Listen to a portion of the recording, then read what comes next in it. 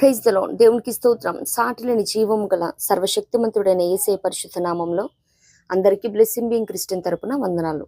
మరి మన A to Z Christian ట్రేడ్స్లో భాగంగా ఈరోజు ఆల్ఫాబెట్ W హోల్ హార్టెడ్లీ, హృదయపూర్వకముగా, పూర్ణ హృదయముతో అనే మాటల మీద వచ్చే లేఖనాలను ధ్యానిద్దాము.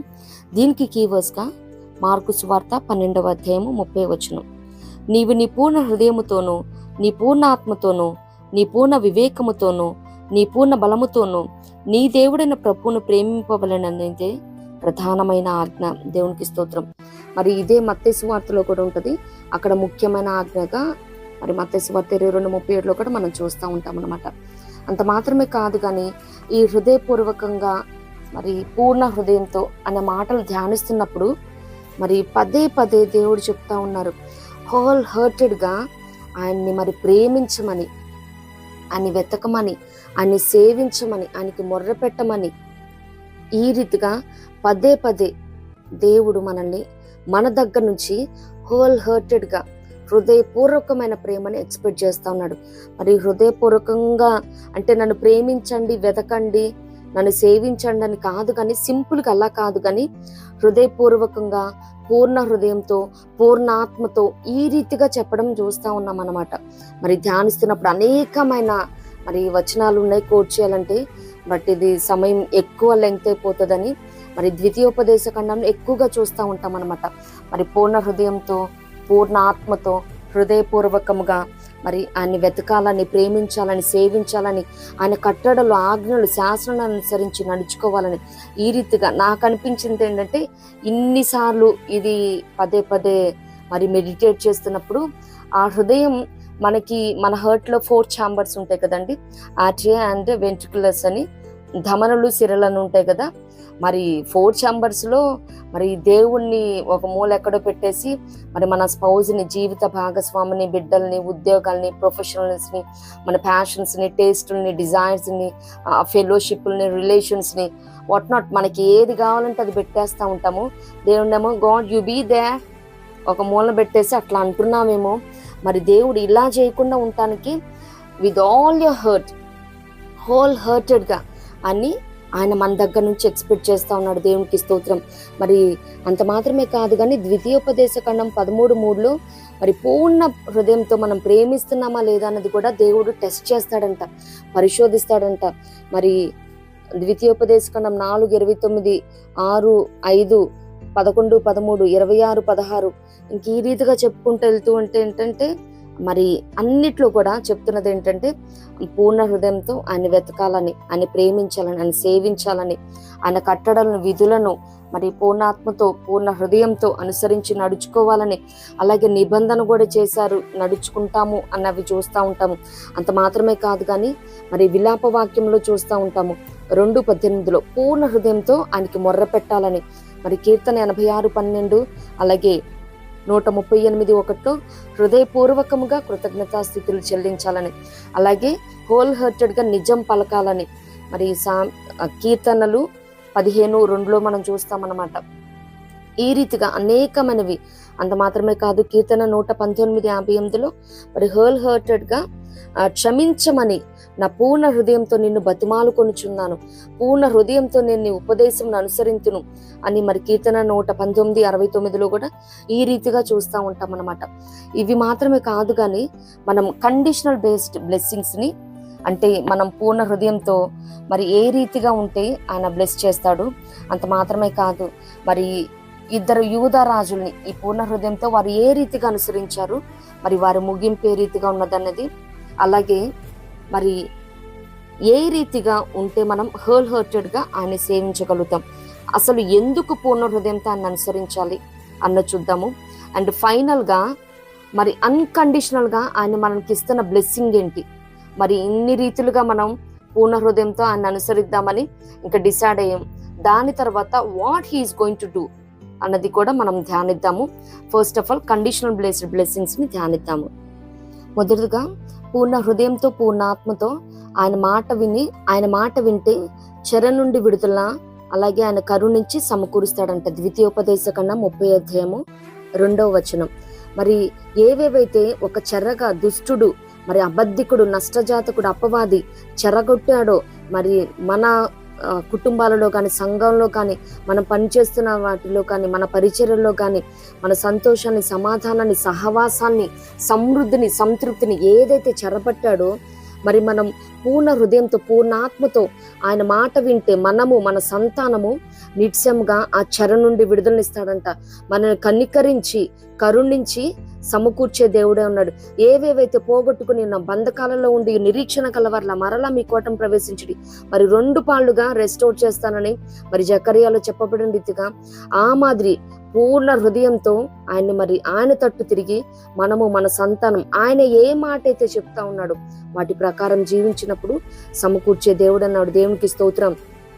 సెకండ్ వన్ చూసినట్లయితే పూర్ణ హృదయంతో, పూర్ణాత్మతో ఆయన వైపు మళ్ళితే ఆయన మన యందు ఆనందించి మన వైపు మళ్ళుతాడంట. ద్వితీయోపదేశకాండం 30:10. మరి మనం మన అవసరాల కోసం, అక్కరతల కోసం మరి ఏదేదో చేస్తూ ఉంటాము, ఎవరినో ఆశ్రయిస్తాము.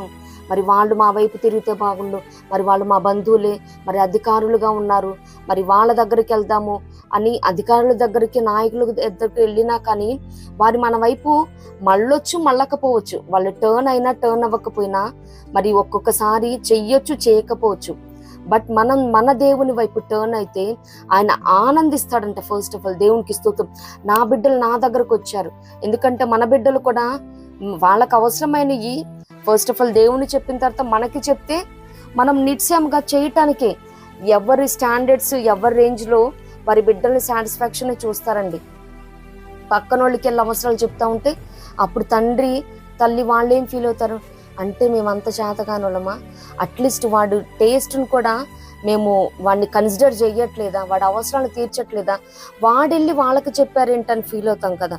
మరి దేవుడు కూడా మనము, మన దేవాది దేవుడు, మన పరమ తండ్రి దగ్గరికి వెళ్తే హీ ఫీల్స్ హ్యాపీ. బిడ్డలు కూడా మనల్ని వచ్చి అడిగితే మనం ఇవ్వలేని పొజిషన్ అయినా కానీ బిడ్డ వచ్చి నన్ను అడిగాడు, at any cost I must do this for him, for her, వీడి కోసం, ఈ అమ్మాయి కోసం నేను చెయ్యాలి అని మనం ఏ రీతిగా మనం హ్యాపీగా ఫీల్ అవుతామో మరి ఆ రీతిగానే మన పరమ తండ్రి కూడా ఫస్ట్ ఆఫ్ ఆల్ ఆనందించి మన వైపు మళ్ళుతాడంట. తల్లిదండ్రులుగా many a times we may not do, అన్ని మనం ఇచ్చేయలేము. చాలా సందర్భాలలో వాళ్ళు అడిగింది వాళ్ళకి తెలియదు, ఏది ఏ టైంలో ఇవ్వాలో మరి తల్లిదండ్రులుగా మనకు తెలిసిన కొన్ని సమయాల్లో ఇవ్వలేని పరిస్థితి అయి ఉండొచ్చు. మరి ఇహలోకమందున తల్లిదండ్రులు మంచి ఇవుల నెయ్యే ఎరిగియు అని ఉంటది మాథ్యూస్లో.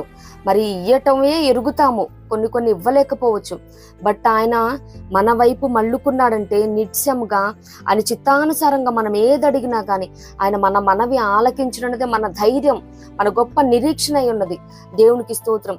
మనది ఏ అవసరమైనప్పటికీ మనం ఆయన్ని మాత్రమే పూర్ణ హృదయంతో, పూర్ణాత్మతో ఆయన వైపు మళ్ళితే మనకు అసాధ్యమైనది, మనకు అడ్డుగా నిలిచేది, మరి మన పురోగతిని, మన ప్రాస్పరిటీని అడ్డుకునేదే ఉండదండి. When we wholeheartedly turn to him. దేవునికి స్తోత్రం. ఆ మాదిరి ప్రతి ఒక్కరం కూడా ఆయన వైపు టర్న్ అవ్వాలి. థర్డ్ వన్ చూసినట్లయితే శత్రువుల నుండి విడుదల. మరి ఇక్కడ సమూయేలు గారు ఇశ్రాయేలుతో చెప్తా ఉన్నారన్నమాట. పూర్ణ హృదయంతో ఆయన తట్టు తిరిగి మళ్ళుకొని అన్య దేవతలను తీసివేసి పట్టుదల కలిగి ఆయన తట్టు తిరిగి సేవిస్తే మరి శత్రువుల నుండి అంటే ఫిలిష్తీయుల నుండి విడుదలిస్తాడు దేవుడు అని చెప్తా ఉన్నారనమాట. 1 సమూయేలు 7:3. మనం ఇంతకుముందు పాయింట్లు చూసుకున్నాం కదా, ఆయన వైపు టర్న్ అవ్వాలి, మనం ఆయన వైపు మళ్ళుకోవాలి. అలాగే అన్య దేవతలు, వారైతే అస్తారోతు దేవతలను ఆ రీతిగా పూజించారు. మరి నేటి దినాలలో క్రైస్తవ జనం ఏం చేస్తా ఉన్నదంటే మెంటల్ ఐడల్స్, మెటీరియల్ ఐడల్స్, ఒక్కొక్కళ్ళని ఇంకా విగ్రహాలా పెట్టేసుకుంటారనమాట.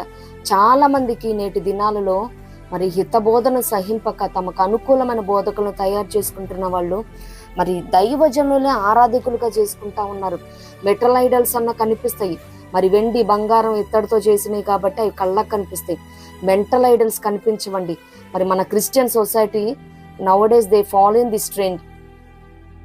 ఆ దైవజనుడు అంటే ఇష్టం, ఈ పాస్టర్ అంటే ఇష్టం, ఇంకా ఒక్కొక్కళ్ళని, లేకపోతే మా స్పౌజ్ జీవిత భాగస్వామిని, బిడ్డలను ప్రేమించడం, ఇంకా దేవుణ్ణి తప్పించి ఇంకా అందరినీ మెంటల్గా ఇంకా వాళ్ళు ఫిక్స్ చేసుకుంటారన్నమాట. అలాగే మెటీరియల్ ఐడల్ వర్షిప్ అంటే ఏంటంటే మనకి కలిగి ఉన్నది, లేదు మనకి ఏందైనా కానీ ఆ వాచ్ ఇష్టం, ఆ బ్యాగ్ ఇష్టం, మరి ఈ డ్రెస్ ఇష్టం, ఈ రీతిగా అనమాట.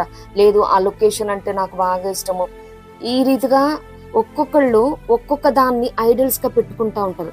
వీటన్నిటిని తీసివేసి పట్టుదల కలిగి ఆయన తట్టు తిరిగి ఆయన సేవించినప్పుడు శత్రువుల నుండి విడుదలనిచ్చే దేవుడు అన్నాడు. మరి ఇప్పుడు ఏవేవైతే దుష్టుడు మరి కుటుంబాల మీద, సంఘాల మీద, పరిచర్యల మీద, మనం పనిచేస్తున్న పని చోట్ల కానీ, స్నేహితుల మీద, సహవాసాల మధ్య మరి శత్రువు ఏదైతే వాడి కార్యాలను, చీకటి కార్యాలను జరిగిస్తూ ఉన్నాడో వాటన్నిటి నుండి విడుదల కావాలంటే నిశ్చయముగా మరి ఇక్కడ సమూయేలు గారు చెప్పినట్టు ఆయన వైపు మళ్ళుకోవాలి.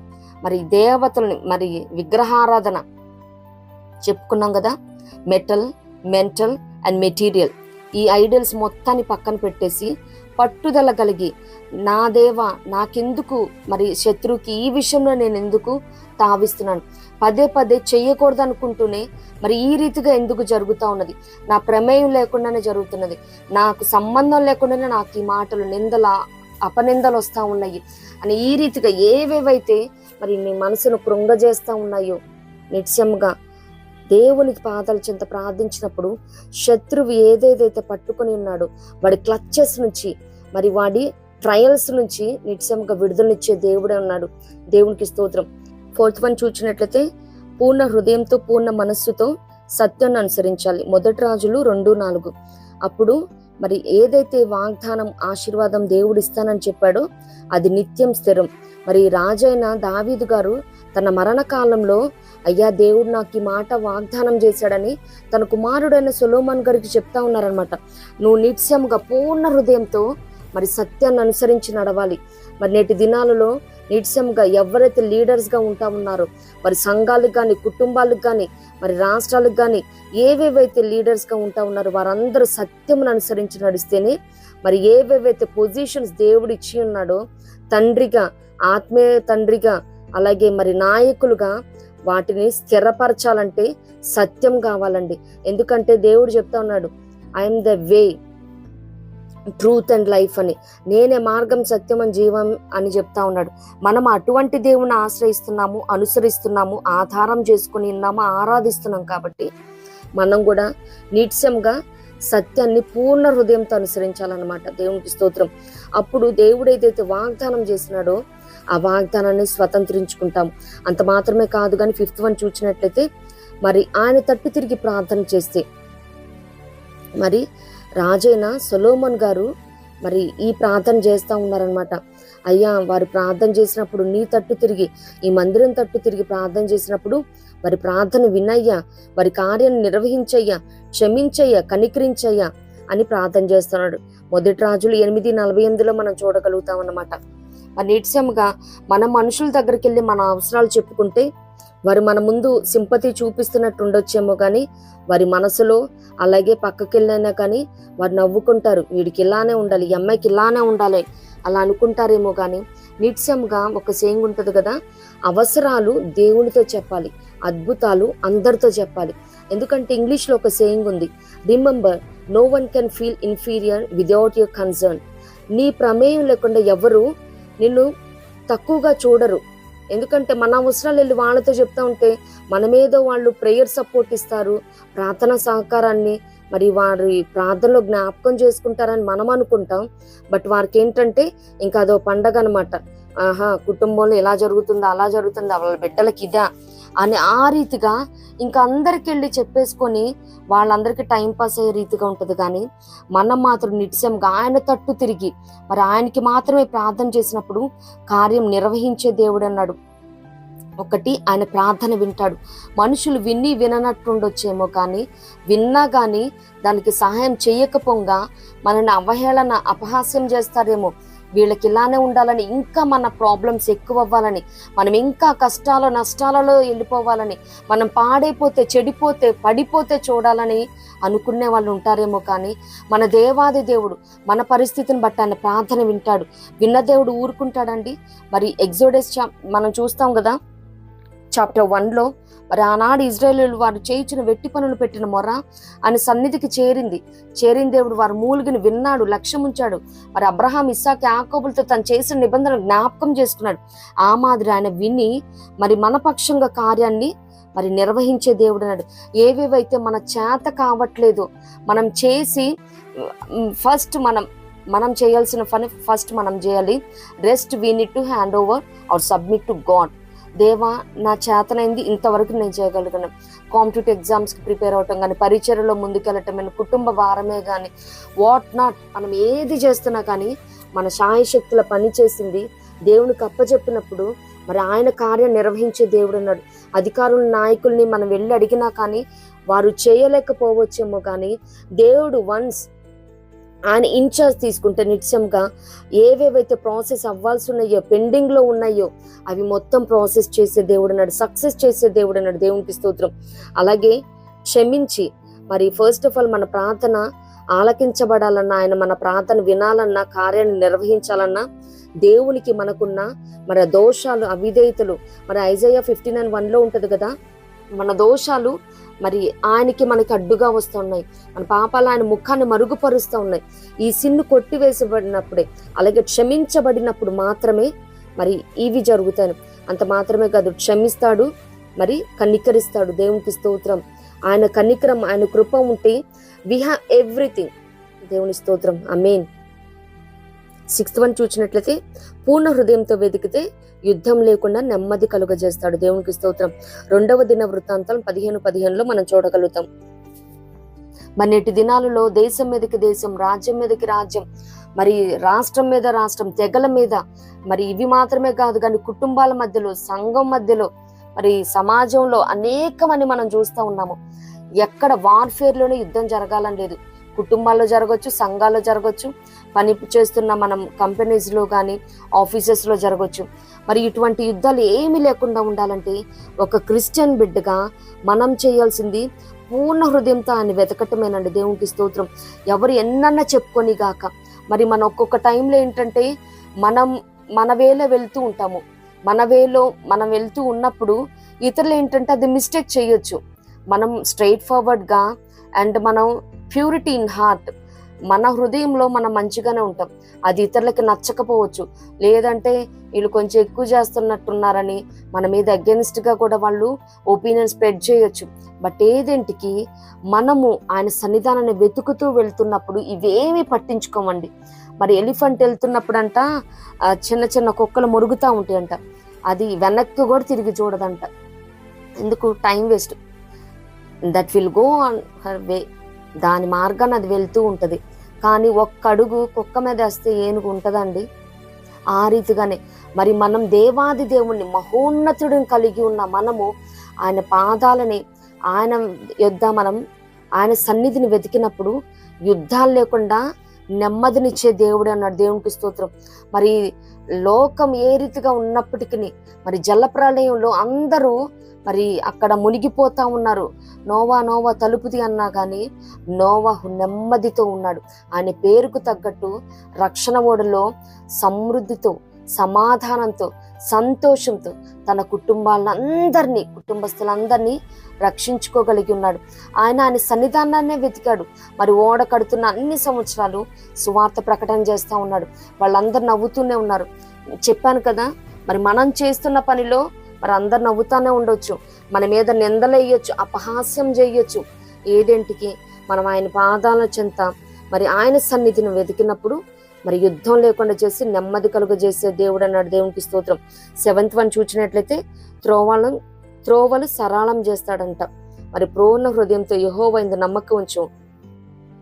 మరి సామెతలు 3:5 మనం చూస్తాం కదా, మన ప్రవర్తన అంతటి అందు కూడా ఆయన అధికారాన్ని ఒప్పుకున్నప్పుడు ఆయన మన త్రోవలు సరళం చేసే దేవుడు అన్నాడు. మరి మనం ఒక గురి, ఒక ఎయిమ్, యాంబిషన్తో కలిగి ముందుకు వెళ్తూ ఉన్నప్పుడు ఏంటంటే మరి మనం వెనక్కి లాగాలని కానీ, మరి మనం చేస్తున్న పనిని మన చేతులారా మనం ఆపు చేసే విధంగా మరి నచ్చని వారు, గిట్టని వారు మనం ప్రాస్పరిటీలోకి వెళ్తూ ఉంటే, మరి మనం ఆయన పనిలో ముందుకు వెనుకడిగి వేస్తూ వెళ్తూ ఉంటే మరి వాళ్ళకి అభ్యంతరకరంగా ఏమైనా ఉన్నదని, ఇబ్బందికరంగా ఉన్నదని దూషించి, ద్వేషించి, మరి అన్యాయంగా దూషణలు, ద్వేషణలు, శాపాలు మరి ఈ రీతిగా చేస్తున్నప్పటికీ మనం నిత్యంగా ఆయన యందు పరిపూర్ణంగా నమ్మకం ఉంచి, ఎందుకంటే మాట ఇచ్చిన వాడు నమ్మదగిన వాడు, పిలిచిన వాడు నమ్మదగిన వాడు. మరి ఆయన పిలుపుకి, ఆయన ప్రత్యక్షతకి, ఆయన దర్శనానికి లోబడి మరి అగ్రిప్ప రాజుతో అంటాడు కదా యాక్స్లో పౌలు గారు, ఆ ఆకాశమందు కలిగిన ఆ దర్శనానికి అవిధేయుడను కాక, మరి నీకు నాకు ఏదైతే దర్శనం ఉందో, మరి దేవుడు ప్రత్యక్షనిచ్చి గురి కలిగి జీవిస్తూ ఉన్నామో, మరి అనేకమైన మాటలు వస్తూ ఉంటాయి. వాటన్నిటిని ఏమి మరి చెవిని పెట్టక, మరి చెవిటి కప్ప గురించి అందరూ తెలుసు కదండి. ఒక టబ్లో అంట మొత్తం ఫ్రాక్స్ని వేసేసారంట. వేస్తే ఇంకొక్కొక్క కప్ప out of that tub, no trying to come out of that tub, ఆ టబ్లో నుంచి బయటకు రావడానికి ట్రై చేస్తూ ఉన్నాయంట. ఒక్కొక్కటి వెళ్తుంది, కింద పడిపోతుందంట. ఇంక మిగతా కప్పులన్నీ మేము చెప్తానే ఉన్నామా, it's highly impossible to get out of this, ఈ పరిస్థితిలో నుంచి మనం బయట పడలేము అని చెప్తా ఉంటే ట్రై చేస్తున్న ఫ్రాక్స్ కూడా కిందకు వచ్చేస్తున్నాయి అంట. అంటే వితౌట్ గివింగ్ ఎనీ ట్రయల్, ఇంకా ఏమి ప్రయత్నించకుండానే ఓకే వి ఆర్ నథింగ్, ఇంక మన వల్ల కాదు, ఇంపాసిబుల్ అని. ఒక కప్ప మాత్రం వెళ్తూనే ఉందంట. ఇదేంటి ఎలా వెళ్ళిపోతుందని అవన్నీ అరుస్తారంట. ఇంకా జాలే వచ్చేసి వెనక్కి రా, ఇంకా అవ్వదు, వర్కౌట్ అవ్వదు, ఇంకా అక్కడికి వెళ్ళినా కానీ మళ్ళీ కింద పడిపోవటమే అంటూ ఉంటే అది వెళ్తూనే ఉందంట. వెళ్ళి టబ్లో నుంచి బయటకు వచ్చేసిందంట. జరిగింది ఏంటంటే అది చెవిటి కప్ప అంట. అది కానీ విన్నట్టయితే అది కూడా ఓకే వీళ్ళందరూ కిందే ఉన్నారు, వీళ్ళందరూ ట్రై చేసిన వాళ్ళేగా, అందుకనే నేను కూడా ఇంకెందుకు ట్రై చేస్తాను, కష్టపడి ఎక్కడ దాకా వచ్చి మళ్ళీ వెనక్కి వెళ్ళే కంటే అసలు ఏమీ చేయకుండా నేను కూడా అక్కడే ఉంటాను అని అనుకునేదేమో. సో కొన్ని విషయాల్లో మనం కూడా ఇలానే చెవిటి వారంగా ఉండాలి. ఎవరికి ఎంతవరకు ఇంపార్టెన్స్ ఇవ్వాలో, ఎవరి దగ్గర నుంచి ఎంతవరకు తీసుకోవాలో అంతవరకే తీసుకోవాలి. ప్రతిదీ కూడా హర్ట్లోకి తీసుకుంటే హర్ట్ అవ్వాల్సి వస్తుంది. సో దేవుని నామాన్ని బట్టి నిత్యంగా మరి పూర్ణ హృదయంతో ఆయన మీద నమ్మకం ఉంచి, మనం ఏదైతే వెనుకున్నవి మరిచి ముందున్న వాటి కొరకు వేగురు పడుతూ బహుమానం పొందినట్లు విశ్వాసంను కప్పి దాన్ని కొనసాగించబడిన యేసు వైపు చూచు ఈ పరుగు పందెంలో ఓపికతో పరిగెత్తబద్దులేమో ఉన్నాం. దేవునికి స్తోత్రం. ఆ రీతిగా వెళ్తున్న వేళ నిత్యంగా మనకి ఎదురుగా ఉన్నది ఏది కూడా వర్ధిల్లదు. మరి ఆయనకి అగెనిస్ట్ గా ఉన్న ఏ ఆయుధం వర్ధిల్లదని లేఖనాలు సెలవిస్తున్నట్టు మనకి ఏవేవైతే అడ్డుగా హర్డిల్స్ ని ఇస్తూ ఉన్నారో కానీ అవన్నీ కూడా దేవుడు నిత్యంగా త్రోవలు సరళం చేసే దేవుడు అన్నాడు. మరి యెషయా గ్రంథంలో ఉంటది కదా, మరి నేను నీకు ముందుగా వెళుచు మెట్టగా ఉన్న ప్రతిదీ కూడా సరళం చేస్తానని. మరి మనుషులైతే వారి మాటల ద్వారా, మరి వారి చేష్టల ద్వారా, వారి దోషులను, ద్వేషపు మాటలు, శాపాలతో హర్డిల్స్ ని వేస్తా ఉండవచ్చు. అలాగే డోర్స్ క్లోజ్ చేయొచ్చు. మరి మార్గాలు, మనం వెళ్తున్న మార్గాల్లో మరి ముళ్ళమయం చేయొచ్చు. బట్ ఏదంటికి ప్రతిదీ కూడా ఆయన మీద నమ్మకం ఉంచినప్పుడు that will be a bed of roses. దేవుడు ఆ రీతిగా చేసే దేవుడు అన్నాడు. దేవునికి స్తోత్రం. అంత మాత్రమే కాదు కానీ నెక్స్ట్ వన్ చూసినట్లయితే దేవుని నెరిగే హృదయాన్ని ఇస్తాడంట. మరి ఇర్మియా 24:7 చూసినట్లయితే మరి మనం చేయాల్సింది ఏంటంటే పూర్ణ హృదయంతో ఆయన యొద్దకు తిరిగి వెళ్ళాలంట. దేవునికి స్తోత్రం. మనం ఇంతకుముందు చెప్పుకున్న రీతిగా మరి తప్పిపోయిన కుమారుడు ఏ రీతిగా తండ్రి యొద్దకు వెళ్ళాడో, మరి తండ్రి కూడా ఎదురు పరిగెత్తుకుంటూ వచ్చి మెడ మీద పడి మరి ఏ రీతిగా చేరదీశాడో ఆ రీతిగానే మరి పూర్ణ హృదయంతో ఆయన తట్టు తిరిగి ఆయన యొద్దకి మళ్ళా వెళ్తే ఆయన ఎరిగే హృదయాన్ని ఇస్తాడంట. దేవునికి స్తోత్రం. ఎందుకంటే మనం ఎవరన్నా మనం ఇష్టపడుతూ ఉంటే ఏంటంటే వాళ్ళ లైక్స్ డిస్లైక్స్ తెలుసుకోవటానికి, ఎందుకంటే డిస్లైక్ అంటే అది చేయకుండా ఉండటానికి, లైక్ అంటే అది ఎక్కువగా చేయటానికి, వాళ్ళని ఇంప్రెస్ చేయటానికి చూస్తూ ఉంటాం అన్నమాట. ఆ రీతిగానే ఆయన ఎరిగినప్పుడు ఆయన స్వభావంలోనికి, మనం ప్రేమిస్తున్న వ్యక్తికి ఏదైతే ఇష్టమో మనం కూడా అలానే ఉండాలని ట్రై చేస్తూ ఉంటాం. ఆ మాదిరి ఆయన స్వభావాల్ని మరి వెరీ క్లోజ్గా మనం ఆయన సన్నిధానంలోకి వెళ్తున్నప్పుడు ఏంటంటే ఆయన సారూప్యంలోకి మనం మార్చబడతాం అని మరి విశిదంగా మనం తెలుసుకోగలుగుతాం అనమాట. ఆయన క్షమించే దేవుడని, ప్రేమించే దేవుడని, కనికరించే దేవుడని, కృప చూపే దేవుడని, జాలి చూపే దేవుడని, ఒకటి తండ్రి జాలి చూపినట్లు జాలి చూపుతానన్న దేవుడు, మరి తల్లైన మరవచ్చక నేను మరువను విడువను అని ఈ రీతిగా ఆయన స్వభావాలన్నిటిని తెలుసుకుంటాం అనమాట. మరి ఈ హోల్ హార్టెడ్ అనే మాట మీద మనం ధ్యానిస్తూ ఉన్నాము. ఆయన అడుగుతున్నది కూడా హోల్ హార్టెడ్గా అన్ని వెదకమని, ఆయన ప్రేమించమని, ఆయన సేవించమని, ఆయన కట్టడలు, ఆజ్ఞలు, విధులు, శాస్త్రాలకు అనుకూలంగా నడవమని చెప్తా ఉన్నాడు. ఈ రీతిగా ఆయన ఎరిగే హృదయాన్ని ఇస్తాడంట. మరి నేటి దినాలలో అనేక మంది క్రీస్తుకి వ్యతిరేకంగా, క్రీస్తుకి విరుద్ధంగా మాట్లాడుతూ ఉన్నారంటే వారు మన దేవుని ఎరగలేదు, ఎరిగే హృదయాన్ని వారికి ఇవ్వలేదు, అంతే. యేసు రక్తమే చేయం. మరి దేవుని ఎరిగే హృదయాన్ని, మరి ఆయన ప్రేమను మనం యెహోవా ఉత్తముడని, come and see that the Lord is good అని యెహోవా ఉత్తముడని రుచి మనం తెలుసుకున్నాము. అది కూడా ఆయన ఇచ్చిన భాగ్యమే అయి ఉంది. ఎందుకంటే చాలా మంది, మన అందరం అన్యులమే, బట్ స్టిల్ మన ఆంధ్రాలో ఉన్న దాని ప్రకారము మరి అన్య మతాల నుంచి చాలా మంది మరి దేవునికి ఆకర్షితులై ఆయన సేవ చేస్తున్న వాళ్ళు కూడా ఉన్నారు. వారికి దేవుడు ఆ భాగ్యాన్ని ఇచ్చాడు, ఆయన హృదయాన్ని ఎరిగే భాగ్యాన్ని ఇచ్చారు. కాబట్టి వారి హృదయాన్ని దేవునికి సమర్పించి నేటి దినాన బహుబలంగా దేవుని సన్నిధానంలో వాడబడతా ఉన్నారు. దేవునికి స్తోత్రం. మరి అంత మాత్రమే కాదు కానీ నిబంధనని నెరవేర్చి కృప చూపుతాడంట. మరి 2వ దినవృత్తాంతములు 6వ అధ్యాయము 14వ వచనంలో మనం చూస్తామన్నమాట. దీనికి పూర్ణ హృదయంతో ఆయన్ని అనుసరించాలంట. హృదయపూర్వకంగా ఆయన అనుసరించినప్పుడు, ఆయన మార్గంలో ఉన్నప్పుడు మరి ఇది నిబంధన నెరవేరుస్తానని 2వ దినవృత్తాంతంలో 6:14 ఒకసారి ధ్యానిద్దాం. ఇది సొలొమోన్ గారు చేస్తున్న ప్రార్థన. యెహోవా ఇశ్రాయేలుల దేవా, హృదయపూర్వకముగా నిన్ను అనుసరించు నీ భక్తులకు నిబంధనను నెరవేర్చుచు కృపను చూపుచూ నుండు నీ వంటి దేవుడు ఆకాశమందైనను భూమి అందైనను లేడు. దేవునికి స్తోత్రం. మరి ఈ నిబంధన ఇచ్చింది తన తండ్రి అయిన దావీదు గారికి, కృప చూపుతుంది కుమారుడైన సొలొమోన్ గారికి. దేవునికి స్తోత్రం. మరి మన పక్షంగా కూడా దేవుడు అనేకమైన, పరమ తండ్రి అయిన దేవుడు నీ నా పక్షంగా అనేకమైన వాగ్దానాలను, మరి ప్రామిసెస్ ని, నిబంధనలను కలిగి ఉన్నాడు. మరి వారసత్వంగా మనం ఆయన కృపలో నిత్యంగా ప్రతిదీ కూడా ఆశీర్వాదానికి వారసులం ఒకటి మనం పిలువబడ్డాం కదా. ప్రతి ఆశీర్వాదాన్ని, ప్రతి వాగ్దానాన్ని కూడా మరి మనం ఫుల్ఫిల్ చేయటానికి, దాన్ని అచీవ్ చేయటానికి దేవుడు కృపను చూపే దేవుడు అన్నాడు. దేవునికి స్తోత్రం. అంత మాత్రమే కాదు కానీ 10th వన్ చూసినట్లయితే వర్ధిల్లుట. మరి దేవుని పని హృదయపూర్వకంగా చేసినప్పుడు వర్ధిల్లుతామని 2వ దినవృత్తాంతంలో 31:21 చూడగలుగుతాం. ఎందుకంటే దేవుని పనిని, మరి యెహోవా కార్యం అశ్రద్ధగా చేయుడు శాపగ్రస్తుడని ఇర్మియాలో చెప్పబడతా ఉన్నది. ఆయన పనిని మనం నిత్యంగా ఏ మాత్రం కూడా అజాగ్రత్తగా చేయకూడదు. ఎందుకంటే మరి మందసం తీసుకెళ్తున్నప్పుడు ఏంటంటే మరి అది అశ్రద్ధ, అజాగ్రత్త అని అనలేం. కానీ మరి మందసం పడిపోతున్నప్పుడు ఉజ్జా పట్టుకున్నాడు. డైరెక్ట్ గా మందసాన్ని పట్టుకోకూడదు. నిర్గమాకాండంలో మరి మందసాన్ని మోత కర్రలు ఉంటాయి కదా, ఆ కర్రలతో పట్టుకోవాలి. మరి అనాలోచనగా మరి పడిపోతుంది అని ఆ రీతిగా పట్టుకున్నాడు. ఎవరు కూడా దేవుని కార్యంలో ఉన్నప్పుడు హృదయపూర్వక హర్టెడ్ గా, with all your hurt you must serve your lord.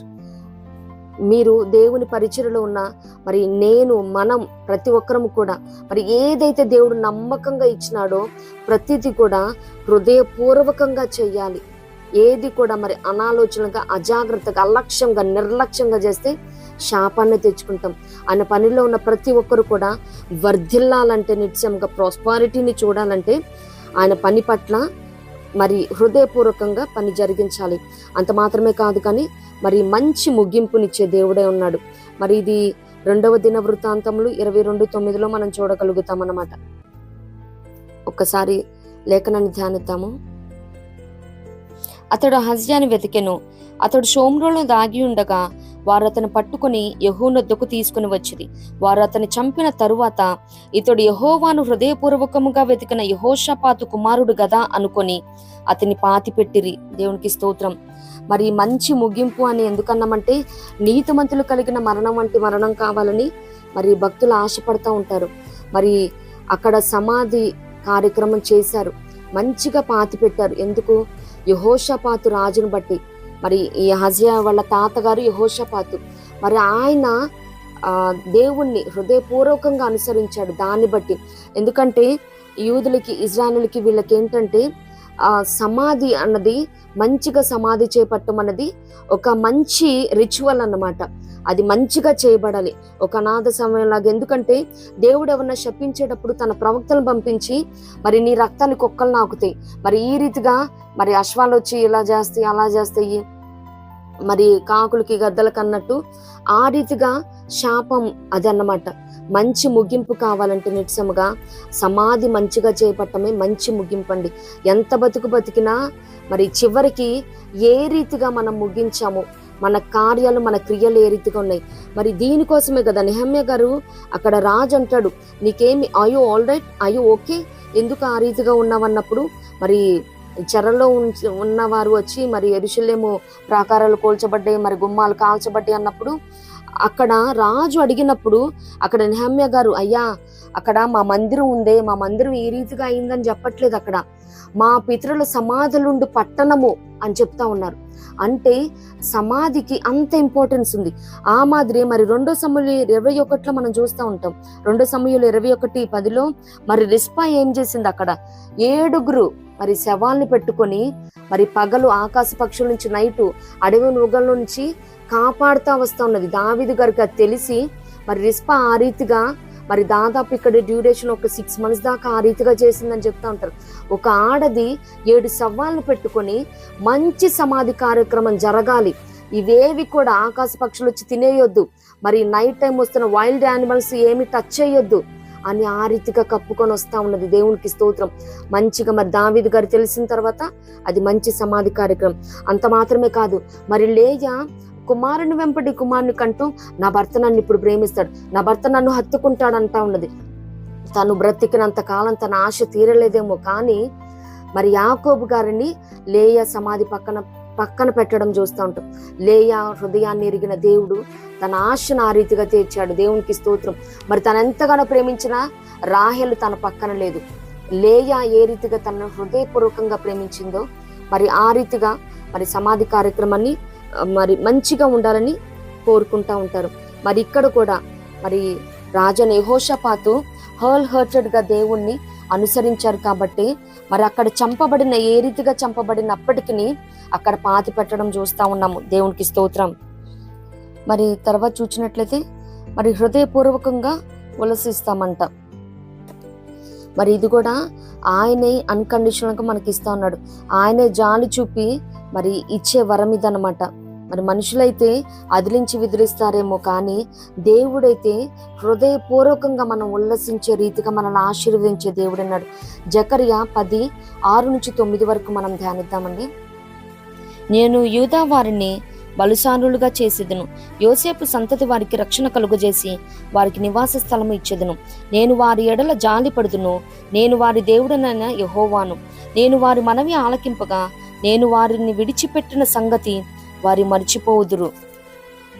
Ephraim వారు బలాఢ్యుల వంటి వారొగుదురు, ద్రాక్షరస పానము చేయువారు సంతోషించినట్లు వారు మనస్సును ఆనందింతురు, వారి బిడ్డలు దాన్ని చూచి ఆనందపడుదురు.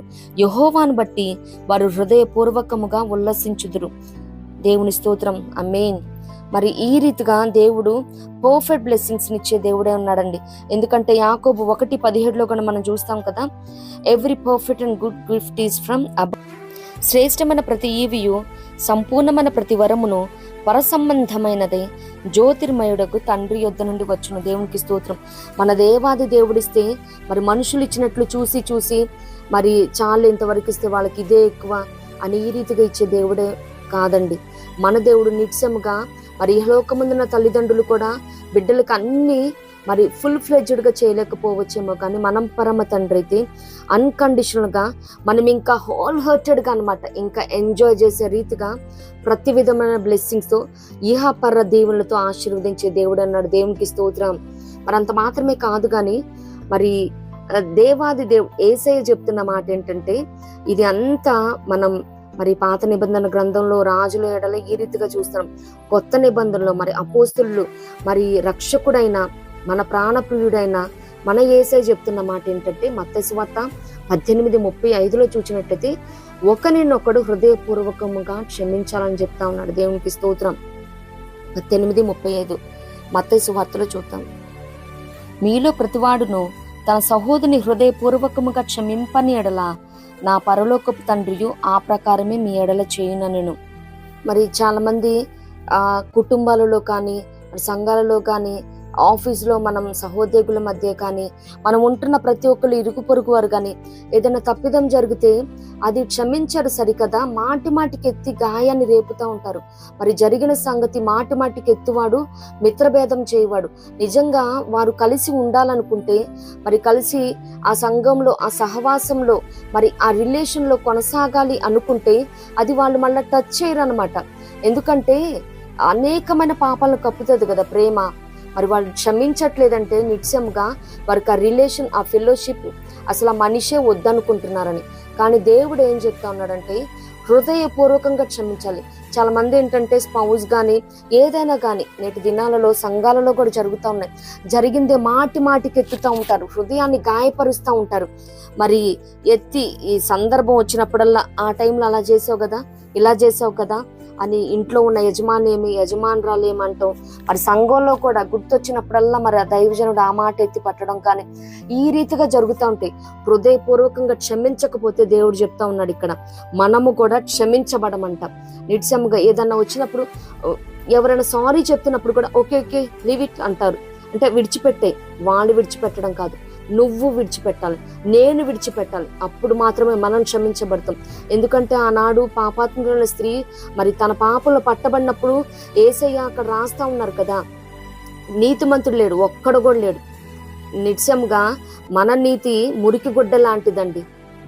మరి అబ్రహాము దేవుణ్ణి నమ్మిన, అది నీతిగా ఎంచబడను. మరి పాపాత్ములైన స్త్రీ కూడా మరి ఆ పర్ఫ్యూమ్ బాటిల్ తీసుకొచ్చి యేసే పాదాలు తడిపి తల వెంట్రుకలతో తుడిచి తన కన్నీటితో తుడిచినప్పుడు మరి విస్తారమైన పాపాలు మరి క్షమించబడినని యేసే చెప్తా ఉన్నారు. అంత మాత్రమే కాదు, మత్తయి సువార్త 18లో కూడా మనం చూడగలుగుతాం కదా. అక్కడ ఒక మరి యజమాని లెక్కలు చూసుకుంటా ఉంటే మరి 10,000 తలాంతులు వచ్చి ఉన్న ఒకడు అతని ఎద్దుకు తేబడతాడనమాట. 10,000 తలాంతులు అంటే ఇక్కడ ఒక్క తలాంతు వచ్చి 3,600. 3,600 ఇంటూ 10,000 అంత అమౌంట్ ఇవ్వాల్సిన వాడు మరి తీసుకొని వస్తే, అయ్యా నన్ను ఓడ్చుకయ్యా, నేను కట్టుతానయ్యా అని ఆ రీతిగా మరి యజమాని దగ్గర వేడుకున్నప్పుడు కనికరపడి విడిచిపెడతాడు. అదే అతను బయటికి వెళ్ళి 100 దేనారాలు అప్పు ఉన్న వాడిని తీసుకొని మరి ఆయన గొంతు పట్టుకొని మరి నా అప్పు నాకు తీర్చు అన్నప్పుడు మరి అక్కడ 1 దేనారం వచ్చి ₹1/2, 100 అంటే ₹50. అక్కడేమో వాళ్ళు ₹1,000,000 ఇవ్వాల్సినోడేమో మరి క్షమించబడ్డాడు. ఇక్కడికి వచ్చి ₹50 కోసం గొంతు పట్టుకున్నాడు. మరి ఇదే పక్కన వాళ్ళు చూసి మరి జరిగిందంతా ఇలా యజమాని చెప్పినప్పుడు అప్పుడు అంటాడు కదా దేవుడు, ఈ మాట సందర్భం చెప్తున్నది ఈ విషయంలో అన్నమాట. మరి నేను నిన్ను కరుణించాను కదా, నువ్వు కూడా కరుణించాలి కదా, ఎందుకు కనికరించక ఈ రీతిగా చేశావు అని అక్కడ దేవుడు మీలో ప్రతివాడు హృదయపూర్వకంగా క్షమించాలని. మరి చాలా మంది అదే అనుకుంటారు, వాళ్ళు చేసేసిన పెద్ద పెద్ద తప్పులు ఇవన్నీ దేవా నువ్వు క్షమించాలయ్యా, వాళ్ళు నన్ను క్షమించాలి, వీళ్ళు నన్ను క్షమించాలి అని అనుకుంటారే తప్పించి మరి చిన్న పొరపాటు ఎక్కడో జరుగుతూ ఉంటుంది, అది మాత్రం క్షమించలేరు. మాటి మాటికి ఎత్తుతూ ఉంటారు. మరి జరిగిన దాన్ని ఎత్తి మిత్రభేదం చేస్తూ గాయపరుస్తూ ఉంటారు. సందర్భం దొరికింది మొదలు ఎక్కడ ఏ సందర్భం వచ్చినా కానీ విడిచిపెట్టరు. అది ఏ సందర్భమైనా వాళ్ళకి అనుకూలంగా మరి స్వర్డ్తోనే కాదండి మర్డర్స్ జరిగేది. Word is more powerful than a sword. ఖడ్గము కంటే వాడిగల మాటలతో హృదయాన్ని గాయపరిచేవారు ఎంతో మంది ఉన్నారు నేటి దినాలలో. మరి ఆ రీతిగా మరి వారు మాత్రం క్షమించబడాలనుకుంటారు కానీ ఇతరులను క్షమించలేరు. కానీ ఇక్కడ యేసే చెప్తా ఉన్నాడు, ఇట్స్ లైక్ ఎ కమాండ్. మీరు క్షమించకపోతే దేవుడు క్షమించడు. ఇది మళ్ళా చాలా ప్రౌడ్గా కూడా చెప్పుకుంటారు, నేను క్షమించను, ఒకసారి అలా చూశానంటే. ఈ రీతిగా ఎవ్వరు ఉండకూడదండి. మనం దేవుని స్వభావాన్ని, ఆయన ఎరిగే హృదయాన్ని మనకి ఇచ్చాడు, మనం ఆ రీతిగా ఉండాలి. నిత్యముగా ప్రతి ఒక్కరము కూడా మనం క్షమిద్దాము, క్షమించబడదాం. దేవునికి స్తోత్రం. మరి 1 పేతురు 1:23లో చూస్తే మరి హృదయపూర్వకంగా ఒక్కరినొక్కడు మిక్కుటంగా ప్రేమించాలని చెప్తా ఉన్నారు. దేవునికి స్తోత్రం. మరి నేటి దినాలలో కూడా ఎక్కడ ప్రేమ అన్నది లేదండి. మరి అంత్య దినాల్లో అనేకుల ప్రేమ చల్లారుతుందని కూడా ఉన్నది కదా. మరి అంత్య దినాల్లోనే ఉన్నాం. ఎండ్ టైమ్స్ లో there is no love at all. Love is nothing but God. మరి దేవుని కంటే సుఖానుభవాన్ని ఎక్కువగా ప్రేమిస్తూ ఉన్నారు. మరి కుటుంబ సభ్యుల మధ్య లేదు, సంఘ సభ్యుల మధ్య లేదు, పనిచేస్తున్న పని ప్రాంతాలలో లేదు, ఎక్కడ చూసినా కానీ అసమాధానం. నిజంగా ప్రేమ ఉంటే ప్రతిదీ కూడా సెటిల్ అవుతుందండి, సెటరేట్ అయిపోతుంది. ప్రేమ లేకపోవటం వల్ల ఈ రీతిగా చూస్తున్నాం. నిజంగా it was happy to watch video. Actually మరి ఆ వీడియో మరి కొంచెమే చూశాను. I was shocked, I was shattered like anything. నిజంగా ఎంతో మంచిగా వాడబడుతున్న ఒక యవన దైవజనురాలు మరి తను ఏదైతే డొమెస్టిక్ అబ్యూజ్ ఎదుర్కొంటా ఉన్నదో దాని విషయంలో చూసినప్పుడు నిజంగా ఇన్ని సంవత్సరాలు మరి తనతో ఉన్న భర్తే ఈ రీతిగా చేస్తున్నాడు. ఎందుకంటే హోల్ హార్టెడ్గా ఎవరు ప్రేమించట్లేదు అనమాట. అంత ఫ్యాబ్రికేటెడ్ లవ్ అయిపోతా ఉన్నదనమాట, అంత ప్యాచెసే. అందుకే దేవుడు చెప్తా ఉన్నాడు ఇక్కడ మరి అపోస్తులు కూడా మరి హోల్ హార్టెడ్గా ప్రేమించమని మరి అనేకమైన నిబంధన చేస్తారు. మరి పెళ్లి వాగ్దానాల్లో ఆ రీతిగా ఉంటాం, ఈ రీతిగా ఉంటామని. కానీ ఎవరి మధ్య కూడా మరి దేవుడు ఎక్స్పెక్ట్ చేస్తున్న హృదయపూర్వకమైన ప్రేమ మరి భార్య భర్తల మధ్య లేదు, తల్లిదండ్రుల మధ్య లేదు, కుటుంబస్తుల మధ్య లేదు, సంఘ సభ్యుల మధ్య లేదు. దేవుడైతే మరి అక్కడ చెప్తా ఉన్నారు పేతురు గారి ద్వారా, మిక్కుటంగా ఒకరినొకడు హృదయపూర్వకంగా ప్రేమించాలంట. మరి పైకి ఒకలాగా ఉంటారు, మరి లోపల ఇంకొకరు. ఇన్ అండ్ అవుట్ కూడా ఒకలాగే ఉండాలండి. ఎందుకంటే మనం క్రైస్తవులం. మరి లోపల బయట కూడా ఒకేలాగా ఉండదు. హృదయం నిండిన దాన్ని బట్టి నోరు మాట్లాడుతుందని ప్రతిదీ కూడా ఒకేలాగా ఉండదు. హృదయంలో ఒకటి పెట్టుకుని మాటలు ఇంకోటి చెప్తా ఉంటే వేషలకైనా పరలోకం ఉంది కానీ వేషధారులకు లేదు. మరి వెచ్చగా ఉండు, చల్లగా ఉండు, నులివెచ్చగా ఉంటే ఉమ్మివేయబడతాం. ఈ రీతిగా ఎవ్వరూ ఉండకూడదండి. నిజంగా ప్రతి ఒక్కరం కూడా సాధ్యమైనంత వరకు సమాధానాన్ని వెతికి మరి దాన్ని వెంటాడదాము. సమాధానం కలిగి ఉండాలంటే క్షమించాలి, ప్రేమించాలి. ఈ రెండు అద్భుతమైన క్యారెక్టరిస్టిక్స్ అండి. నిజంగా మన దేవాది దేవుణ్ణి మనం చూడగలుగుతాం. ఆయన క్షమించుటకు సిద్ధ మనసు గలవాడు, కృపా సమృద్ధి ఆయన. మరి ఆయన ఎంతగా ప్రేమించాడు, దేవుడు లోకాన్ని ఎంతగా ప్రేమించాడు. ఆయనకి ఒక్కడే ఉన్న కుమారుడిని మన కోసం పంపి ఉన్నాడు కదా. ఇంతకంటే ప్రేమ ఇంకేమున్నదండి.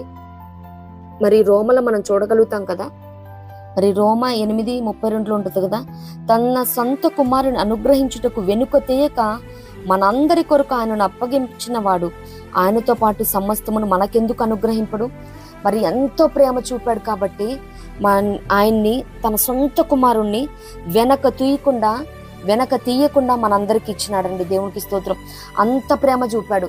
మరి యోహాను 3:16 ఉంటుంది కదా, దేవుడు లోకం ఎంతో ప్రేమించను కాగా తన అద్వితీయ కుమారుణ్ణి మన కోసం ఈ లోకానికి పంపిన దేవుడు అండి. నిజంగా ప్రతి ఒక్కరూ కూడా క్షమించాలి, అలాగే ప్రేమించబద్దులమన్నాం. దేవునికి స్తోత్రం. మరి ఇన్నిసార్లు హోల్ హార్టెడ్గా, హృదయపూర్వకంగా, పూర్ణ ఆత్మతో, మరి పూర్ణ హృదయంతో అని చెప్తా ఉన్నాము. మరి ఒక ఇద్దరు రాజులు చూద్దామండి. మరి ఈ ఇద్దరు రాజుల విషయంలో యూదా రాజులు అనమాట. మరి 2వ దినవృత్తాంతంలో 25:2 చూస్తే అమజ్యా అతడు యెహోవా దృష్టికి యథార్థముగా ప్రవర్తించును గాని పూర్ణ హృదయంతో ఆయనను అనుసరింపలేదు. మరి పూర్ణ హృదయం ఎందుకు కావాలి ఇవన్నీ ధ్యానిస్తున్నప్పుడు అన్ని ఇంకా చాలా రకాలైన స్క్రిప్చర్స్ ని మెడిటేట్ చేశాను ఈ విషయంలో. అన్ని విషయంలో కూడా ఇక్కడికి వచ్చిన దాకా why God is asking, many a times he's asking us to love him wholehearted with all your heart, seek me, serve me, love me అని ఎందుకు చెప్తున్నారా దేవుడు పూర్ణ హృదయంతో అనంటే ఇక్కడ నాకు సమాధానం దొరికింది. యాక్చువల్లీ పూర్ణ హృదయంతో ఆయనను అనుసరింపలేదంట ఇక్కడ అమజ్యా. 2వ దినవృత్తాంతంలో 25:2. దీనికి కాన్సిక్వెంట్ గా ఏమైంది పర్యవసానం? అమజ్యా యెహోవాను అనుసరించుట మానివేసిన తరువాత దెర్ ఇస్ ఎ గ్యాప్. పూర్ణ హృదయంతో అనుసరించినట్టయితే ఇంకా అంటుగట్టి వేరు పారిన అనుభవంలో ఉన్నట్టయితే ఈ గ్యాప్ వచ్చేది కాదు. మానివేసేవాడు కాదేమో అమజ్యా గారు. 25:2 చూస్తే 2వ దినవృత్తాంతంలో అమజ్యా యెహోవాను అనుసరించుట మానివేసిన తరువాత జనులు యెరూషలేములో కుట్ర చేయగా 25:28 చంపబడతాడనమాట. అలాగే మనం దేవునితో ఎప్పుడైతే సహవాసాన్ని, సన్నిధిని కోల్పోతామో శత్రువైన అపవాది is always there for us. ఇప్పుడు తల్లిదండ్రులు సంరక్షణలో బిడ్డలు ఉన్నారనుకోండి, ఏ ఒక్క కిడ్నాపర్ కానీ ఎవరు ఏం చేయలేరు కదా. తండ్రికి దూరంగా బిడ్డ ఎప్పుడు బయటకు వస్తాడా, ఆ సర్కిల్ నుంచి, ఆ సేఫ్టీ జోన్ నుంచి ఎప్పుడు బయటకు వస్తాడా అని చూస్తూ ఉంటారు. ఎవరన్నా అపహరించాలి, కిడ్నాప్ చేయాలనుకుంటే దుష్టుడు కూడా ఎప్పుడు మన వైపు ఎవరిని మృంగుదామని వెతుకుచు తిరుగులాడుచున్నాడంట గర్జించే సింహం వలె. ఆ వెతుకులాటలో మనం తండ్రిని విడిచి ఎప్పుడైనా ఆ సహవాసాన్ని సన్నిధిని విడిచి ఒక్క స్టెప్ ఇట్లా గ్యాప్ వచ్చిందంటే ఇమ్మీడియట్ గా అటాక్ చేస్తాడనమాట. వాడికి తిరుగుతా ఉన్నాడు కదా, ఆ రీతిగా ఎవరు ఉండకూడదు. నాకు దీని ద్వారా he thought me a lesson. ఇన్ని వై ఎందుకు పూర్ణ హృదయంతో ఆయన పనిచేయాలి, ఎందుకు అనుసరించాలి ఇన్ ద సెన్స్ ఏదో ఫూలిష్ క్వశ్చన్ అని కాదు. ఇంత స్పెసిఫిక్ గా ఎందుకు ఇన్నిసార్లు మెన్షన్ చేయాల్సి వచ్చింది? దేవుడు ఎందుకు చెప్పారంటే, నిజంగా మనం పూర్ణ హృదయంతో లేమంటే, with all of heart whole hearted గా లేకపోతే గ్యాప్ వచ్చేస్తుంది. ఆ గ్యాప్ కాస్త ఇంకా సన్నిధికి సహవాసానికి దూరం అయిపోతాము. ఇమ్మీడియట్ గా దుష్టుడు, అపవాది, అబద్ధికుడు వాడు అటాక్ చేస్తాడు, చంపబడతాం. మరి స్పిరిచువల్ గా కూడా ఇంకా కిల్ చేయబడతాం అనమాట. అప్పటి వరకు మనకి ఏవైతే వరాలు, ఫలాలు, అభిషేకం, అగ్ని వంటి అభిషేకం, వీటన్నిటిని మరి నీరు గార్చుకుంటాం, పోగొట్టుకుంటాం అనమాట. మరి మనకి తెలుసు కదా, మరి జెరూసలేం నుంచి జెరికోకి దిగి వస్తున్న ఒక అతను, లూకాసు వార్త 10:30-37 చూస్తాం కదా. A man coming from Jerusalem to Jericho. Jerusalem అంటే ఆయన సన్నిధి, ఆశీర్వాదకరమైన ఆయన సన్నిధి నుంచి, సహవాసం నుంచి శాపగ్రస్తమైన ఎరుకోకి వస్తున్నప్పుడు మరి ఏం జరిగింది? దొంగల చేతిలో పడ్డాడు, దోచబడ్డాడు, గాయపరచబడ్డాడు. మరి కొన ఊపిరితో అక్కడ పడవేయబడ్డాడు. మరి ఎవరు కూడా సన్నిధిని, సహవాసాన్ని విడిచిపెట్టడానికి డేర్ చేయకూడదు. ఎటువంటి పరిస్థితి అయినా కానీ మరి అక్కడ అంటి పెట్టుకుని ఉండే అనుభవంలోకి ఉండాలి. మరి అంత మాత్రమే కాదు కానీ మరి మత్తయి 12:43-44 మనం చూస్తాం కదా. మరి వన్స్ విడిచిపెట్టి వెళ్ళిన తర్వాత మరి చెడ్డవైన 7 దయ్యాలను తీసుకొని వస్తుందంట. ఆ హృదయం ఖాళీగా ఉంటే, మరి హృదయంలో పూర్ణ హృదయంతో దేవుని మనం నింపి వేసుకున్న తర్వాత మరి ఖాళీగా ఉండటం చూడదు కాబట్టి మళ్ళా రాదు. ఖాళీగా చక్కగా ఊడ్చి అమర్చబెట్టి ఉండి waiting for me again invitation ఇచ్చేసింది నాకని మరి దానికంటే చెడ్డవైన 7 దయ్యాల్ని, 7 పాళ్ళ అభిషేకాన్ని కోరుకోవాలి కానీ మరి ఈ రీతిగా మాత్రం మనం కోరుకోకూడదు. సో ఎప్పుడు కూడా దేవుని సహవాసానికి, సన్నిధికి, అలాగే మరి అసంపూర్తిగా దేవుణ్ణి అనుసరించడం, దేవుణ్ణి సేవించడం, దేవుని ప్రేమించడం, దేవుని వెదకడం చేయకూడదు. పూర్ణ హృదయంతో మనం చేయాలి. దేవునికి స్తోత్రం.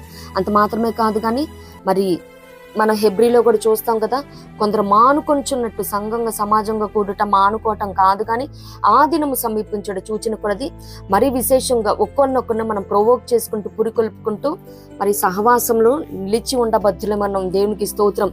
కానీ కొన్ని పరిస్థితులను బట్టి బయటకు వచ్చే పరిస్థితులు కూడా ఉంటాయి. మరి అది జెన్యూన్ కేసెస్ అయితే, ఎందుకంటే లూకా 17:1 యేసయ్య చెప్తా ఉన్నాడు, ఆయన తన శిష్యులతో ఇట్లా, నేను అభ్యంతరములు రాకపోవుట అసాధ్యము కానీ అవి ఎవరి వలన వచ్చునో వానికి శ్రమ. మరి ఇది కూడా చూసుకోవాలన్నమాట. ఎందుకు తరమబడతా ఉన్నామో, చేజ్ చేయబడతా ఉన్నామో, ప్రతి ఒక్కటి కూడా మనం అంటున్న మాటకి కానీ మనం చేస్తున్న క్రియకి కానీ మరి ది కాన్సిక్వెంట్ ఎదుటి పర్సన్ ఎంత హర్ట్ అవుతున్నారో, దాని ద్వారా సన్నిధికి, సహవాసానికి ఎవరైనా దూరం అవుతున్నారంటే నిత్యంగా ఎవరైతే అడ్డుగా అభ్యంతరాలు కలుగజేస్తున్నారో వారికి శ్రమాన్ని ఇక్కడ సాక్షాత్తు యేసయ్య చెప్తున్న మాట అండి. మరి 2 రాజు చూసినట్లయితే హాఫ్ హర్టెడ్ అన్నమాట అనుసరించాడు. 1 రాజులు 15:14 చూస్తే ఆశ తినుగొడ యూదారాజు తన దినములన్నీ హృదయపూర్వకముగా యెహోవాను అనుసరించను గాని ఉన్నత స్థలములను తీసివేయకపోయెను. అంటే హై ప్లేసెస్ ని రిమూవ్ చేయలేదంట. హోల్ హార్టెడ్ గానే వెళ్ళాడు కానీ నిజముగా హోల్ హార్టెడ్ గా వెళ్ళినట్లయితే ఉన్నత స్థలాలను కూడా మరి అక్కడ తీసి వేసి ఉండేవాడు. మరి విగ్రహారాధనకి మరి ఎంకరేజ్ చేసినట్టు ఉండక, మరి ఇంతక మనం చెప్పుకున్నాం కదా, మరి సమూయేలు గారు అన్య దేవతలను తీసివేయమన్నట్టు మరి మెంటల్ మెటీరియల్ ఏవేవైతే ఐడల్స్ కలిగి ఉన్నామో నిత్యంగా అవన్నీ తీసివేయాలి. మరి హృదయపూర్వకంగానే వెళ్తున్నట్టు దేవుని సన్నిధానానికి కనిపిస్తూ ఉండవచ్చేమో కానీ నీకు నాకు మాత్రమే, దేవునికి మాత్రమే తెలుస్తుంది ఇది నిజమేనా, నిజంగా లేదు. ఒక కార్నర్లో, ఏదో ఒక కార్నర్లో, మరి ఆ కార్నర్లో దేవునికి విరుద్ధమైనవి ఏవో దాచిపెట్టి ఉండొచ్చు. మరి ఆనాడు రాహేలు కూడా తండ్రి ఇంట నుంచి తెచ్చుకున్న విగ్రహాల మీద కూర్చున్నట్టు, దాచిపెట్టినట్టు ఈ రీతిగా ఎవ్వరు కూడా ఉండకూడదండి. హృదయపూర్వకంగా ఆయన్ని మనం మరి అనుసరిస్తున్నామంటే నిత్యముగా ప్రతిదీ కూడా ఆయనకి విరుద్ధమైన, ఎందుకంటే విగ్రహారాధన వ్యభిచారం, ఈ రెండు కూడా దేవునికి నచ్చవు. అందుకే దుష్టుడు నిత్యంగా ఈ రెండు ద్వారానే, మరి ఆనాటి దినాల్లో వ్యభిచారం అంటే వ్యభిచారమే, కానీ యేసే క్రొత్త నిబంధనలో ఒక స్త్రీని మోహపు చూపుతో చూస్తేనే అది వ్యభిచారం చేసేసినట్టు. It will be counted and calculated as a prostitution. So we must be cautious. మరి నిత్యంగా అపవాదికి ఏ మాత్రం అవకాశం ఇవ్వక, ఏ కార్నర్లో మరి ఏ పాపపు చెడ్డ తలంపు కూడా లేకుండా నిత్యంగా హోల్ హార్టెడ్గా we must follow God Almighty. దేవునికి స్తోత్రం. దీని కాన్సిక్వెన్స్ ఏమైంది? ఆ ఉన్నత స్థలాన్ని తీసివేయకపోవటం వల్ల ఆసా గారికి జరిగింది ఏంటంటే, మొదటి రాజులు 15:16 మనం చూస్తూ ఉంటాం అన్నమాట. వారు బ్రతికిన దినములన్నీ ఆసాకును ఇశ్రాయేలు రాజునైన బయెషాకు యుద్ధము జరుగుచుండెను. మరి యుద్ధాలు, పోరాటాలు, నెమ్మదన్నదే ఉండదు. మరి మనం అక్కడ చూచుకున్నాం కదా, యుద్ధము లేకుండా నెమ్మది కలుగజేయను. 2 దినవృత్తాంతం 15:17 పూర్ణ హృదయంతో వెతికినప్పుడు దేవుడు మరి యుద్ధం లేకుండా నెమ్మదినిస్తానన్నాడు.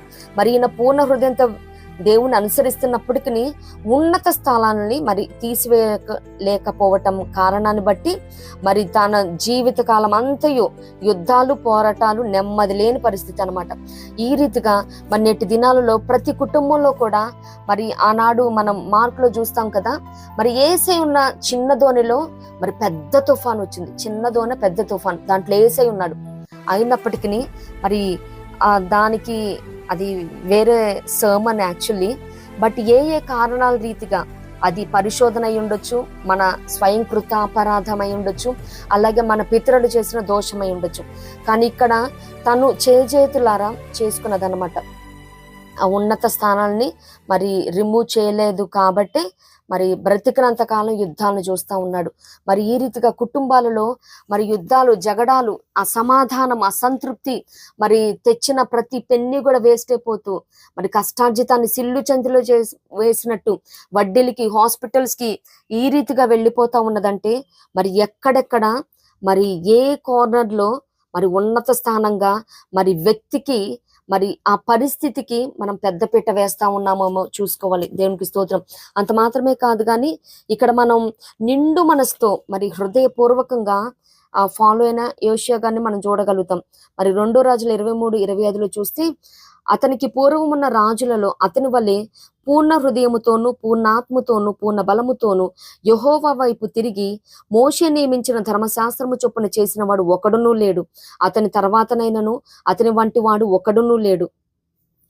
కానీ ఇంతలా అనుసరించిన ఇతనికి చాలా దుర్మరణమే వచ్చింది.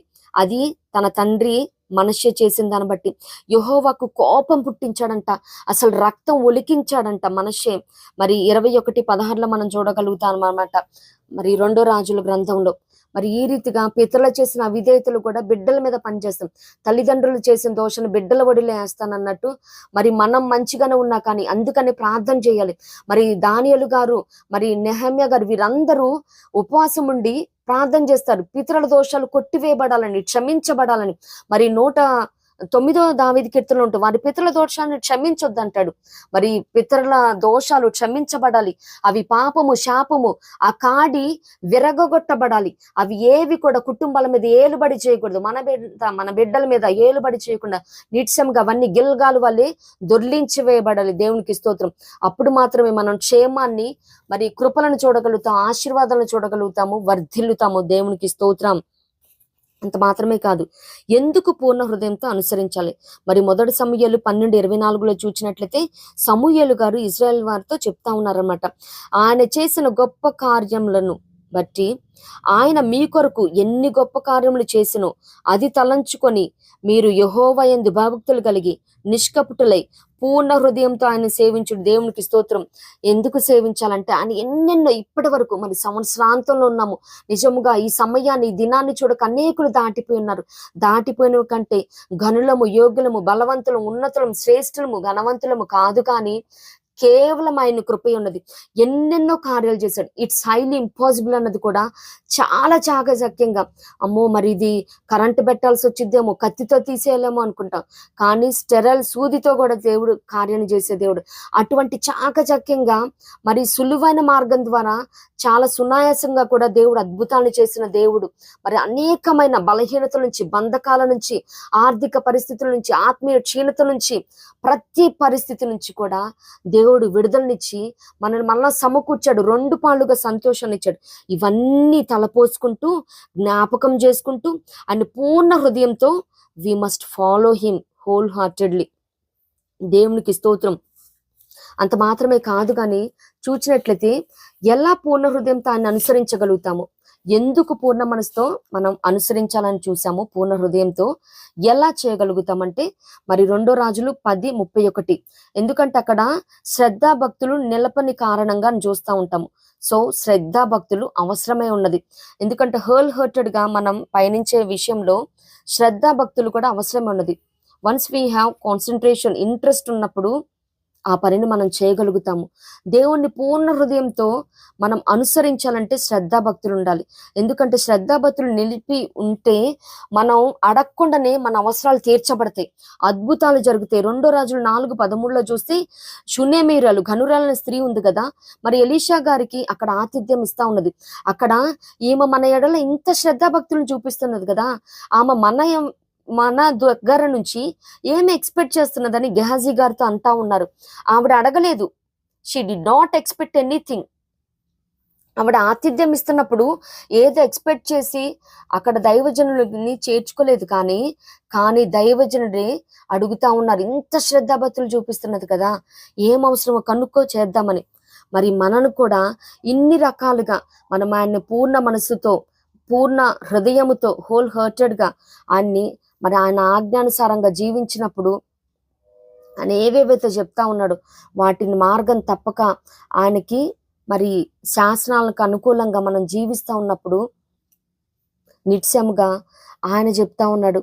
మరి మనం ఎన్ని చేస్తున్నప్పటికీ, మరి కొన్ని పరిస్థితుల్లో ఇన్ని చేస్తున్నప్పటికీ మనం ఆశాను చూసుకున్నాము, అలాగే ఆజ్యాన్ని కూడా చూసాము.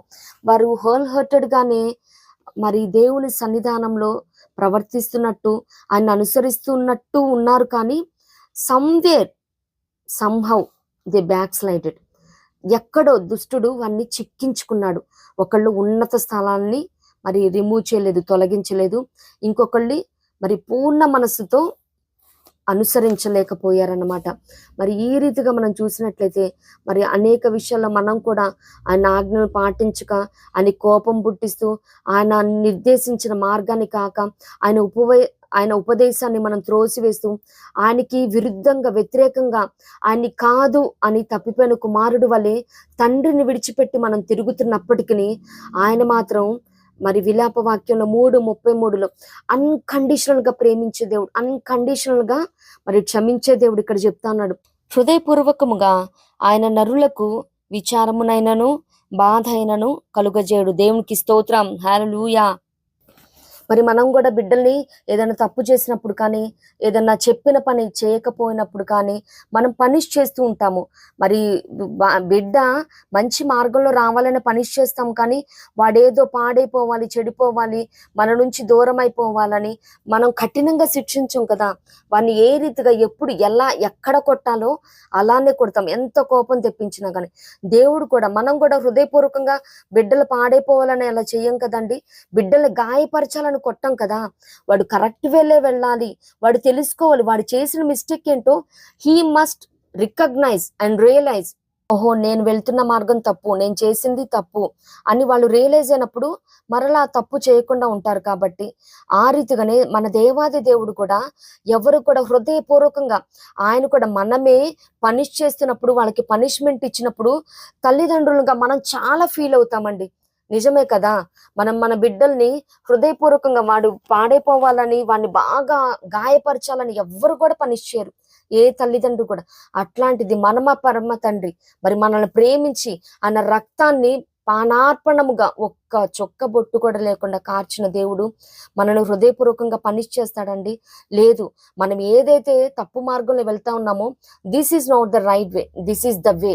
వాక్ ఇన్ దిస్ అని దేవుడు చెప్పడానికి, నువ్వు వెళ్తున్న మార్గం తప్పు, ఈ వేలో వెళ్ళు అని మనల్ని అక్కడి నుంచి లాగి ఇక్కడ పెట్టే క్రమంలో కొంచెం మనకి బాధగా ఉండవచ్చు. ఎందుకంటే నువ్వు వెళ్తున్న ఫెలోషిప్ మంచిది కాదు, ఈ సహవాసం మంచిది కాదు, ఎందుకంటే దుష్ట సాంగత్యం మంచి నడవని చెరుపుతుంది. మరి ఈ ఫ్రెండ్షిప్ చేయొద్దమ్మా, వాళ్ళతో ఫ్రెండ్షిప్ కట్ చేయంటే మరి అప్పటి వరకు మన మంచి కంపానియన్లు వారితో ఉండవచ్చు. వన్స్ మనల్ని ఇంకా వారితో మాట్లాడద్దు, చాట్ చేయొద్దు, వారిని కలవద్దు అని చెప్పినప్పుడు కూడా బాధ కలగొచ్చు. కానీ అది మన మంచి కోసమేనండి. నిశ్చయంగా ప్రతి ఒక్కరు కూడా, మనమందరము కూడా హృదయపూర్వకంగా మన దేవుని వెతుకుదాం, సేవిద్దాం, ఆయన ప్రేమిద్దాం. ఇట్టి కృప ప్రభు మనందరికీ అనుగ్రహించును గాక. ప్రభు కృప మనందరికీ తోడైండును గాక. ఆమేన్.